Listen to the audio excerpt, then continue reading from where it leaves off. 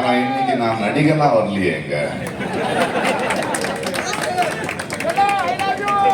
நான் நடிகனாங்கிறதுனாலயோ அதுக்கு நீங்க காட்டுற அன்புக்காகவே அதை தப்பா பயன்படுத்துறதுக்கு நான் வரல. கொஞ்சம் திறமை இருந்தது, அதை வளர்த்தது நீங்க. நேரம் செலவழிச்சு படம் பார்த்தது நீங்க, காசு கொடுத்தது நீங்க. என் குடும்பம் நல்லா இருக்கு. அதை திருப்பி கொடுக்க முடியாதுல்ல காசை. ஆனா அன்புக்கு என்ன கொடுக்கணும்? இன்னைக்கு தங்கச்சி பாடிட்டு இருந்தாங்க, ரொம்ப சந்தோஷமா இருந்தது. கலைஞனா ஒரு கலை, ஒரு பாடல், ஒரு கலைஞனுங்கிற பேர் இருக்குல்ல, அது வெறும் என்டர்டெயின்மெண்ட் இல்ல. இப்பேற்பட்ட மேடைகளுக்கும் அது பயன்படணும். ஒரு கலைஞனுங்கிறவன் ஒரு சமுதாயத்தினால உருவாக்கப்பட்டவன் இருந்தா வரணும். கடமை.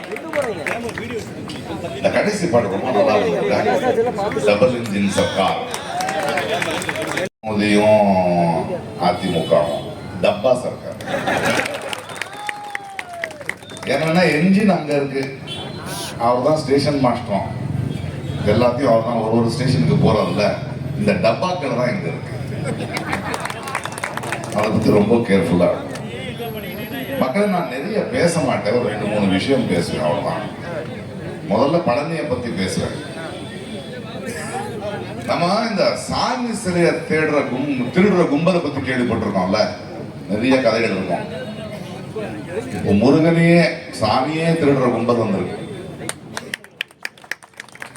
பழனி அவனுக்கு முப்பாட்டம் தான் கதை அடிக்கிறானுங்க. அறிவுல பழனி தமிழ் கடவுள், அதுக்கு கொஞ்சம் வரலாறு தெரியணும், ஆர்கியாலஜி தெரியணும். தெரியல விட்டுருங்க, ஆனா நாங்க கேர்ஃபுல்லா இருக்கணும். இந்த தேர்தல் 3 மாடலுக்கான தேர்தல், அப்படிதான் பார்க்கணும். 1 திராவிட மாடல், 2வது அடிமை மாடல், 3வது சினிமா மாடல். நான் அரசியல்வாதி கிடையாது, நான் எந்த கட்சிக்காரனும் கிடையாது. உங்களை மாதிரி நானும் ஒரு ஓட்டர் தான். நம்ம 2 பேரும் இந்த தேர்தல் என்னன்னு பேசணும். இந்த மாடல்கள் என்ன கொடுக்குதுன்னு பேசணும். திராவிட மாடல் என்ன கொடுத்துச்சு? கல்வி கொடுத்துச்சு. பாருங்க, இந்தியாவிலேயே ஒரு மாநிலம் இப்படி இருக்கணுங்கிற பெருமையை சேர்த்துச்சு. பாருங்க, மொழி மானத்தை காப்பாத்துச்சு. இப்ப இனம் மானத்தை காப்பாற்றுறதுக்கு போராடும். இது திராவிட மாடல்.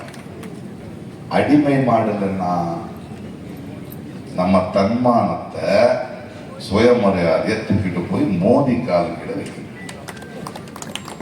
தேவையானவங்க இவனுங்க எப்படின்னா, ஒரு கதை சொல்றாங்க உங்களுக்கு.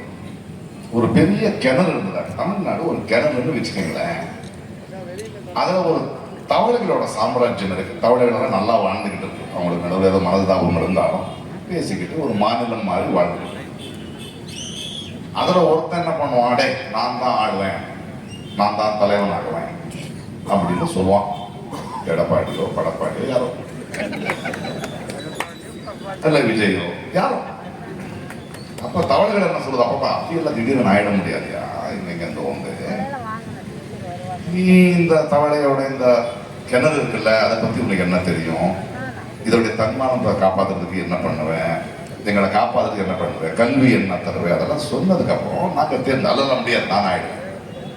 அப்படியெல்லாம் ஆயிட முடியாதுயா, கொஞ்சம் உளுந்தாதான் அடிப்பட்டாதான் தெரியும். இல்ல இல்ல கோவிச்சுக்கிட்டு வெளியே போயிடுச்சு. அந்த வெளியே போகும்போது என்னன்னா ஒரே ஒரு ஓட்டை இருக்கும், அது தவளைகளுக்கு மட்டும்தான் தெரியும். உள்ள வர்றதுக்கும் வெளியே போகும். உள்ளூர்காரனை விட்டா வெளியூர்காரனை விட மாட்டோம்ல. தவளை வெளியே போச்சு. அங்க பிஜேபிங்கிற பாம்பு நிக்குது. பார்த்த உடனே சாப்பிட வந்த, ஐயோ என்ன சாப்பிடாத, சாப்பாடு என் கிணறு நிறைய இருக்கு, வழி இல்லடா, எப்படி போதும், நான் கூட்டு போறேன், நீ வந்துட்டு என்ன அங்க தலைவன் ஆகிடுச்சு. அந்த பாம்பை உள்ள இழுத்துட்டு வரானுங்க. இப்போ வேற வர முடியல இல்லைங்க. உள்ள வந்து என்ன நடக்கும்? இந்த தவளை மற்ற தவளை, டேய் நம்மளுக்குள்ள பேசி முடிக்க வேண்டிய விஷயம், நம்ம மாநிலம் நல்லா இருக்கணும்டா, வெளியில ஏன்டா இந்த பாம்பை கொண்டு வந்த, அதெல்லாம் முடியாது. இவனை பிடிக்கல, இவன் தான் எதுவும் கேள்வி கேட்கறான், இவனை சாப்பிடு, இவன் மேல இடி கேஸ் போடு, இவன் மேல அந்த கேஸ் போடு, இந்த கேஸ் போட்டு 4-5 பேரை முடிச்சாச்சு. அதுக்கப்புறம் இதுக்கு தெரியாதது என்னன்னா, அதுக்கப்புறம் போன்னு சொன்னா பாம்பு போகாது, இவனையும் சாப்பிட்டு எல்லாரையும் சாப்பிட்டு. இதுதான் அடிமை மாடல். இத பாருங்க, வெக்கம் சூடு சொரணை இந்த அடிமை மாடலுக்கு கொஞ்சம் கூட இல்லை. மகளிர்களை பத்தி அந்த உரிமையை பத்தி ஒரு சட்டம் எடுத்துட்டு வரணும்னு திடீர்னு நேற்று நான் நம்மளுடைய எம்பியை கேட்டேன், எங்க போயிட்டு இருக்கேன், நான் மதுரை வரல, திடீர்னு கூப்பிட்டு இருக்காரு மன்னர், என்னன்னு போகலாம். அங்க போன அதுக்குள்ள டீலிமிட்டேஷன் பாஸ் பண்றான். அதாவது இது ரொம்ப முக்கியமானது. ஏன்னா இந்த டீலிமிட்டேஷன் பாஸ் ஆயிடுச்சுன்னா 50 ஆண்டு காலத்துக்கு தென்னிந்தியாவுக்கு இருக்கிற பிரச்சனை அரசியல் மாறிடும். மக்கள் தொகையை வச்சு எம்பிகளை அதிகமாக்குறாங்களாம். அதை பத்தி உங்களுக்கு தெரியும். மக்கள் தொகையை வச்சு பெரும்பான்மையை வச்சு நீங்க பண்ணலாமா? பெரும்பான்மை தான் உண்மைனா உண்மை, அதை மேலதான் எல்லாம் தீர்மானிக்கணும்னு அண்ணா அன்னைக்கே சொன்னாரு. அப்ப மயில் இல்லடா பறவை, தேசிய பறவை, காக்கா தான் ஆகணும். பெரும்பான்மை இருந்தா அரசியல்ல ஜெயிக்கலாம், ஆட்சி பிடிக்கலாம், அது வரைக்கும் தான் பெரும்பான்மை. அதுக்கப்புறம் இந்த பெரும்பான்மையை தாண்டி சமத்துவம், சகோதரத்துவம், அதை பத்தி பேசணும். இவங்க பெரும்பான்மை தான் பேசுவாங்க.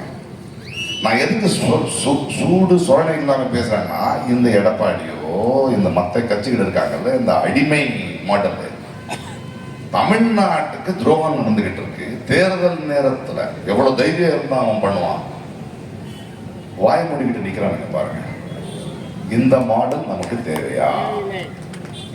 இந்த மாடல் நமக்கு தேவையா? திருப்பரங்குன்றத்தில் நடக்கிறத பத்தி நான் பேச தேவையில்லை. என்ன நடக்குதுங்க? மதுரையை இன்னொரு மணிப்பூராக்க போறானுங்க அவனுங்க. அங்கிருந்து ஸ்ட்ரெயிட்டா பழனிக்கு வருவாங்க. இதுதான் இவங்களுடைய வேலை. இங்க வந்து முப்பாட்டுன்னு சொல்லிட்டு இருக்காங்க. பழனி கிறிஸ்துவர் அதிகமா இருந்தா பெத்லஹேம் இந்தியாவில தான் இருந்தது, இயேசு கிறிஸ்து இங்க தான் பிறந்தாருன்னு சொல்லியிருப்பாங்க. இவனுக்கு இந்துக்கள் மேல இருக்கிற அன்பில்ல அதிகாரம் வேண்டும், அது மட்டும்தான் வேணும் என்ற மோதிக்கும் இவனுங்களுக்கும் பழக்கம். இதுக்கான பதில் நீங்க கொடுக்க வேண்டியதா ஒரு தேர்தல். இது சினிமா மாடல்னு ஒண்ணு இருக்கு. ஒரே சினிமால காசு சம்பாதிச்சிடலாம்ப்பா, பெரிய ஹீரோ ஆயிடலாம், ஸ்டார் ஆயிடலாம். சினிமால ஓகே. ஒரு சினிமாக்குள்ள நீ டாக்டர் ஆகலாம், இன்ஜினியர் ஆகலாம், முதல்வர் கூட ஆகலாம். அரசியல் அப்படியே முதல்வர் ஆயிடுங்க நீ.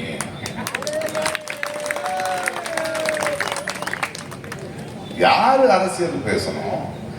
என் அளவுக்கு அரசியல் பேசிருக்கியாப்பா நீ? நீ இத்தனை வருடங்கள்ல தமிழ்நாட்டுக்கோ மக்களுக்கோ மொழிக்கோ தன்மானத்துக்கோ பிரச்சனை வந்திருக்கும் போது வந்து நின்று இருக்கியா? உங்களுடைய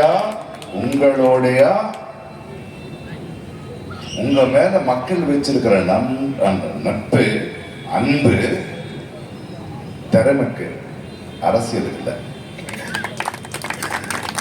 அதை பயன்படுத்துறீங்க. வெயில்ல கியூ நின்று கட் அவுட்டை போட்டு டிக்கெட்டை போட்டு வீட்டை பத்தி யோசிக்காம வேலையை விட்டு காட்டின அன்பை இப்போ அரசியல் வரணும்னு அதுக்கு பயன்படுத்துவீங்களா? இந்த பாருங்க, நடிகனுக்கு ரொம்ப பிடிச்சா 3 வருடம் தொண்டையில விட்டு விசில் அடிக்கலாம், நாட கொடுக்க முடியாது. நாட கொடுக்க கூடாது. அரசியல் வேற, சினிமா வேற. அந்த அன்பு வேற, இந்த அன்பு வேற. அதற்கு இறங்கணும், பேசணும். சீமான் பரவாயில்லையா, 10 வருஷமா மக்களை பத்தி பேசிக்கிட்டு இருக்காரு. பெரிய பெரிய நடிகர்கள் அப்படியெல்லாம் ஆகாது. அதை பத்தி இருக்கணும். திராவிடியன் மாடல் வேணுமா, அடிமை மாடல் வேணுமா, சினிமா மாடல் வேணுமா? ஏன்னா அரசியல் யாரை பண்ணணும் அங்கிற ஒரு கேள்வியை நான் மக்கள் கிட்ட கேட்கிறேன். என்னை பொறுத்த வரைக்கும் அரசியல் மக்கள் நாம பண்ணணும், ஜெயிச்சவங்க வேலை பார்க்கணும். ஆனா அந்த இந்தியாவில் ஜெயிச்சவங்க அரசியல் பார்த்துக்கிட்டு இருக்காங்க, நம்ம வேலை பார்த்துக்கிட்டு இருக்கோம். அதை மாற்றணும். நம்ம அரசியல்னா யாரை தேர்ந்தெடுக்கிறோம், யாரை தேர்ந்தெடுக்கிறோம்.